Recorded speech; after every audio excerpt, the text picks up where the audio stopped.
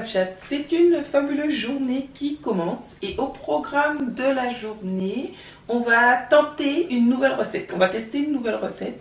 J'avais bien envie de faire des petits biscuits sablés.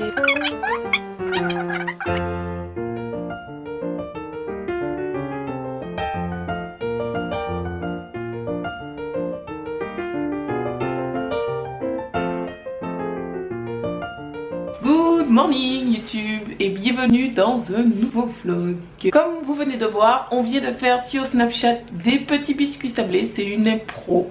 Je sais pas trop ce que ça va donner parce que la pâte était un peu plus molle que prévu, mais verdict dans 10 minutes. Là on est le lendemain du vlog que vous avez vu précédemment. Donc on a fait tremper du riz qui est en train de cuire, qui doit être bon d'ailleurs, je vais vérifier, plus que 2 minutes.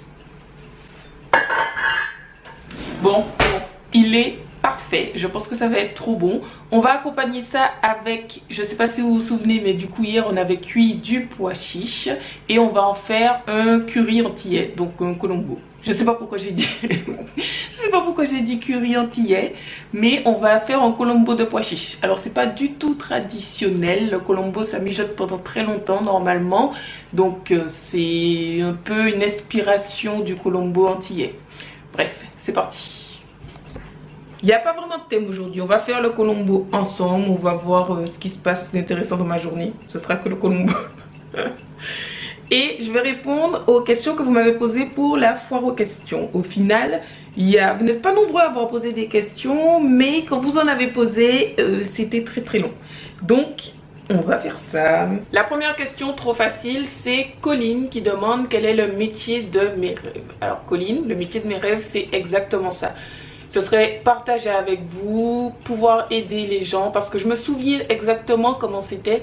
J'ai jamais eu, ça répond à d'autres questions d'ailleurs ça, j'ai jamais été diagnostiquée avec aucun trouble du comportement alimentaire, mais j'avais quand même cette déprime tout le temps de ne pas être bien dans mon alimentation et passer son temps, vivre toute sa vie à avoir cette espèce de peur de la nourriture, cette espèce de restriction constante, cette espèce de mal-être. C'est vraiment pas normal. C'est prêt. Ça a l'air bien sablé. On va laisser refroidir quand même, mais je suis assez optimiste. Je pense que s'il y a des modifications à faire, ce ne sera pas énormément. La deuxième question, un peu dans le même thème, vient de Pauline qui demande qu'est-ce qui te semble le plus difficile à gérer dans le métier de youtubeur influenceur. La difficulté dans le métier de youtubeur, alors je pense déjà qu'il y a des difficultés dans tous les métiers et que on peut passer outre ces difficultés si on le fait avec passion. C'est la clé à mon avis. Maintenant, je pense qu'il y a deux difficultés dans le fait d'être influenceur. La première, c'est que c'est nouveau. Il n'y a personne pour nous aider en fait. Donc il faut tout apprendre par soi-même. On ne connaît pas les règles. Faut vraiment tout, tout découvrir par soi-même. Et ça, je trouve que c'est parfois difficile. Surtout la partie administrative. Surtout la partie administrative et les choses comme gérer les blogs, les choses qui me passionnent pas en fait. Parce que moi, j'ai juste envie de partager avec vous ce que j'aime et le reste que quelqu'un s'en occupe. Mais ça ne marche pas comme ça, malheureusement. La deuxième chose, c'est être soi-même. Il faut réussir à être soi-même quand on écrit le texte, le scénario, peu importe ce qu'on veut faire quand on fait une vidéo ou même quand on fait un texte Instagram, une publication Instagram, parce que faut pas juste dire ah voilà il y a ça, faut un peu se livrer mais pas trop compliqué. C'est compliqué ensuite quand on filme, parler à une caméra, mais je pense que je pourrais dire pendant 10 minutes pourquoi c'est difficile. La chance que j'ai eue, c'est que je faisais des snaps depuis super longtemps. J'ai commencé par Instagram, après Snapchat et YouTube seulement depuis un mois et demi. Peut-être 2 mois là, bientôt 2 mois. Bientôt 2 mois. Et Snapchat, ça m'a vachement aidé à être moi-même en fait face à la caméra, à pas être timide, à parler de façon suffisamment volubile. J'en suis pas encore là parce que la caméra c'est encore différent du Snap. Mais c'est pas facile. Une fois qu'on a écrit le texte, qu'on l'a filmé tout comme il fallait avec sa personnalité, il faut encore faire le montage. Alors là, c'est la partie où j'ai envie de tout couper. La partie où j'ai envie de tout couper, où je n'aime pas ma voix, je n'aime pas ma tête, je n'aime pas mon rire, je n'aime pas mes mimiques, je n'aime rien. Je regarde la vidéo et je me dis mais qui est cette personne? Pourquoi Quoi? On passe au Colombo là parce qu'il commence à faire faim.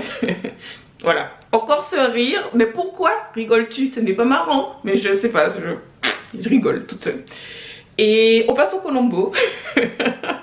Parce que il commence, c'est l'heure quoi. Allez, c'est parti.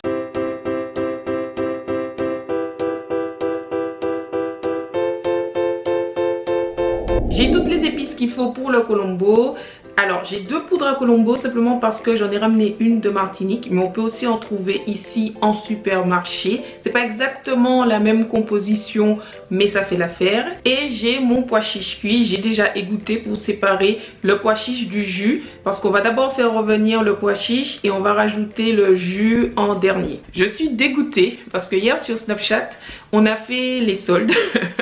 Des soldes d'ustensiles en fait pour compléter ce qui me manquait, parce que j'ai des poêles, j'ai à peu près, enfin il me manquait quelques ustensiles de cuisine que j'avais encore avec du revêtement, dont des poêles. J'ai pris une poêle à crêpes et j'ai pas pris de poêle normale parce que je me suis dit que j'en utilisais pas souvent et que le prix est assez conséquent, hein, ça commence à monter. Sauf que là, le lendemain, j'ai besoin d'une poêle. La première chose à faire revenir, c'est les graines à roussir. C'est ce qui donne du goût.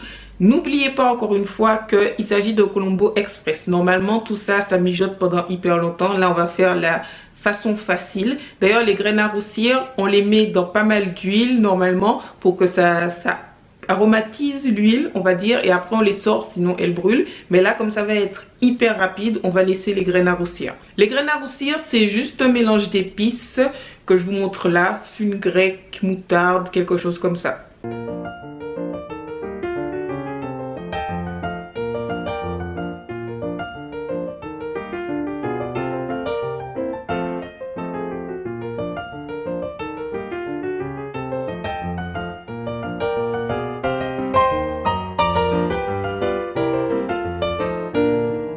C'est déjà fini parce que ça a coupé, j'avais plus de batterie.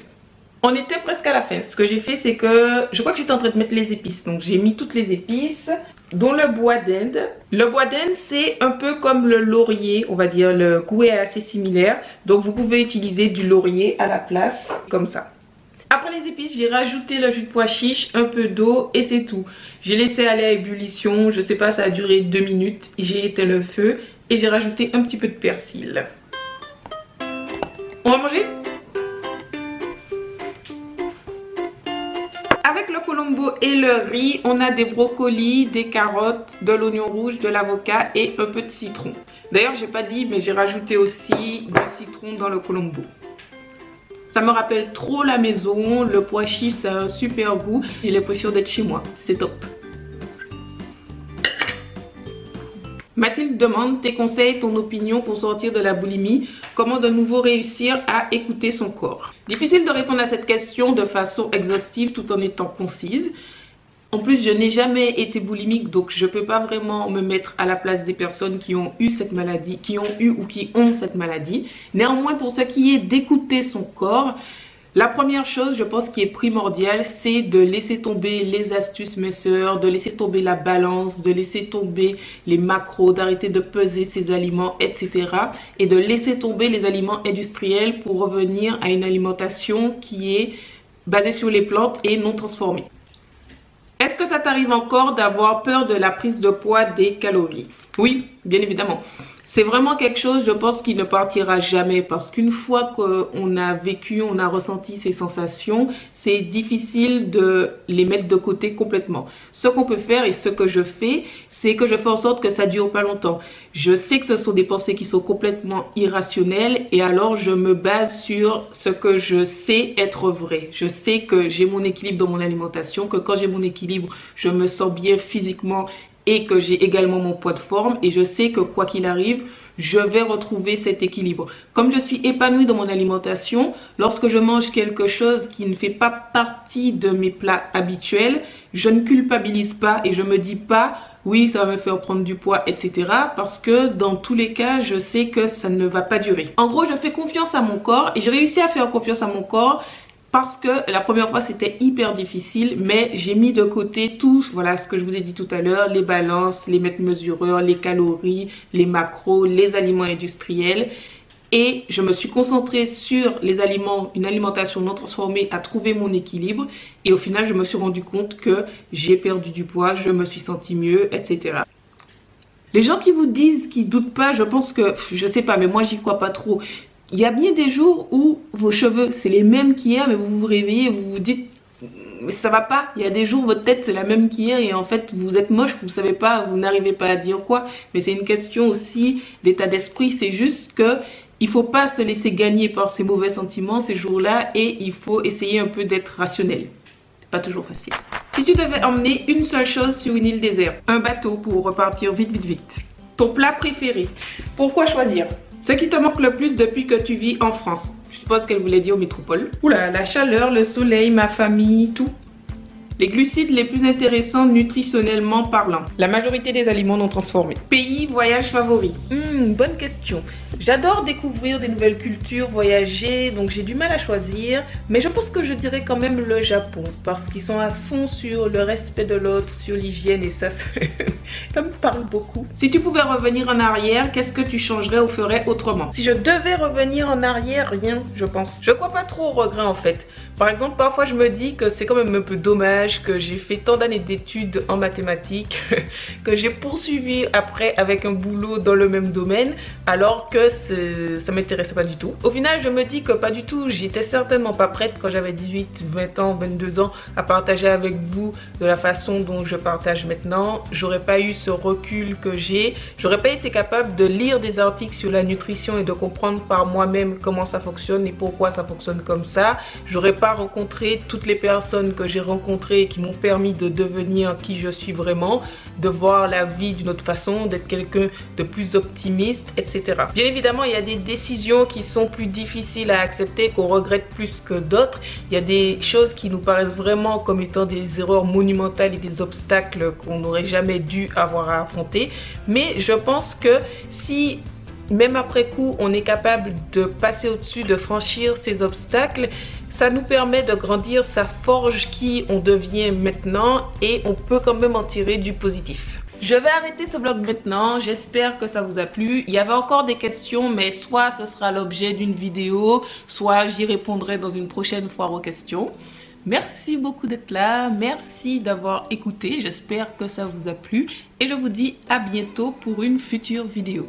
Bye bye. Avant de partir, n'oubliez pas de regarder ma dernière vidéo qui s'affiche juste là, c'est le vlog d'hier. N'hésitez pas à regarder dans la barre d'infos parce qu'il y a plein de choses super intéressantes comme mes réseaux sociaux sur lesquels je partage tous les jours. Et laissez-moi un petit message si vous avez un commentaire. Non, laissez-moi un commentaire si vous avez un message.